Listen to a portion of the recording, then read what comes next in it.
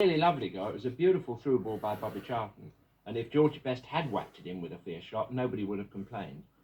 Here is Bobby now. He hesitates for a moment. Is that the right moment to hit it? No, it isn't. Then he sees George Best running off the ball, and look at the accuracy of that through ball. Right in his stride. Beautifully done. There's Simpson after it, and there's the half-hit shot. Bobble, bobble, under the goalkeeper's right shoulder and into the back of the net. And that's the moment when young Malcolm Webster must have felt as if he wanted the ground to swallow him up. But in the second half, I very much got the impression that United were getting to grips with it. They're always coming forward against this Arsenal defence that had Frank McClintock in the back four. Now, did you like this? No, I don't think Frank is as useful there as he is in the middle of the field. I prefer someone who is more of a defensive player. And I think Terry Neal, for example. Terry Neal was left out. I mean, there perhaps may have been reasons for it, but I don't think their defence is as strong as it was yesterday, as it has been in the past. And you always got the feeling, with Best occasionally producing these moments of magic, that there was a chance for United. Well, you really wonder how anybody can be certain that they can hold Best. As long as the game is still going and Best is standing there on the field, there is a chance of Manchester United scoring. You can never feel safe against them. There's a good ball through from Brian Kidd. Now watch the way here he beats Frank McClintock. He's beaten him as he collects the ball and then moves to his left, and there is David Sadler coming up and stealing the goal from him. George was rather annoyed about that afterwards. He felt that he'd made it for himself, but of course they don't really worry when it goes in the back of the net. But a wonderful piece of opportunism. And really unstoppable skills, because McClintock himself said afterwards that he knew exactly what Best was going to do and he could do nothing about it. In fact, we can look again at that goal, as you know, Jimmy, with our camera this time behind the goal at Highbury.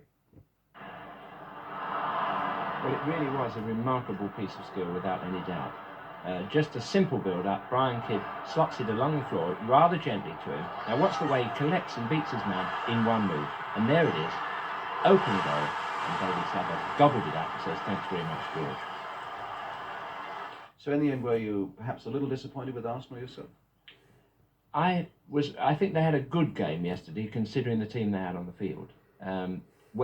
Apart from Malcolm Webster, when you bring another goalkeeper into a side who's been used to a goalkeeper for so long, it takes a while for them all to get confidence in each other and to get used to the method that they play. And I think this will give Arsenal a tricky time over the few weeks ahead. And I would still rather see Terry Neal back alongside Simpson, because you don't want to make too many changes when you are forced to make one. But looking back at United again, Jim, it's incredible how often they do make these fightbacks, isn't it, from what seem to be impossible positions. Yes, they do. This is because they have a player like George Best. They can play badly. As I've said before, when he's on the field, you can never rest. He can turn a game at any point. And as a matter of fact, I found another reason yesterday at the end of the game as to why Manchester United were doing so well in the second half of matches. And I talked to George Best and asked him about it. Well, everything seems to be happening in the second half these days. The way we've been playing, we were losing 2-0 at Leeds. We fought back. Well, we did the same today against Sunderland. I think it's fitness. We've really trained hard this year.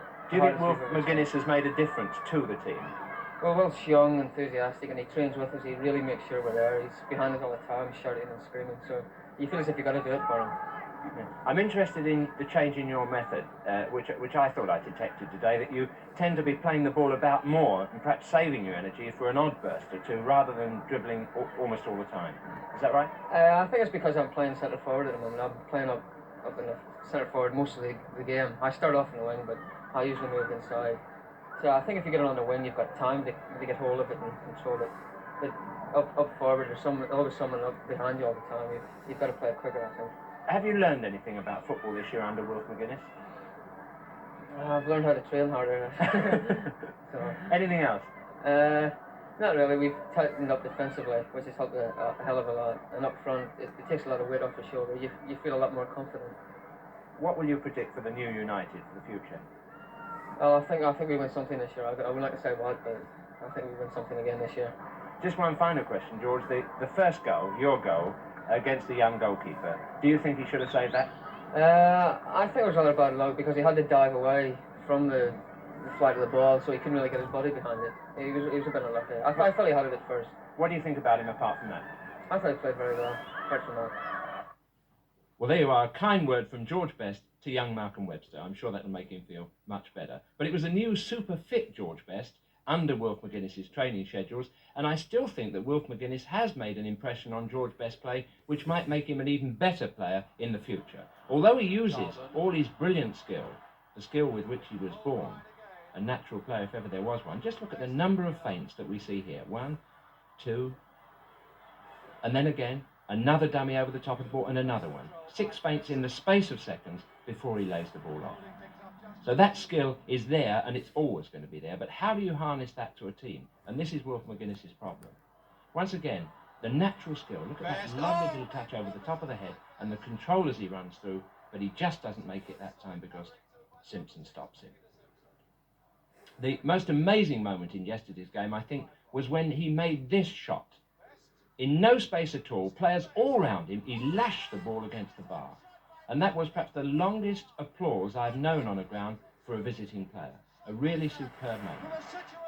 But he has learned, I think, to lay the ball off more and to save his energy. As he says, it's because he's playing at centre forward rather than on the wing, and there are more players round him with whom he can pass. I think it's very important for his future development, if he is going to be what he could be, the greatest player of all time, that he continues.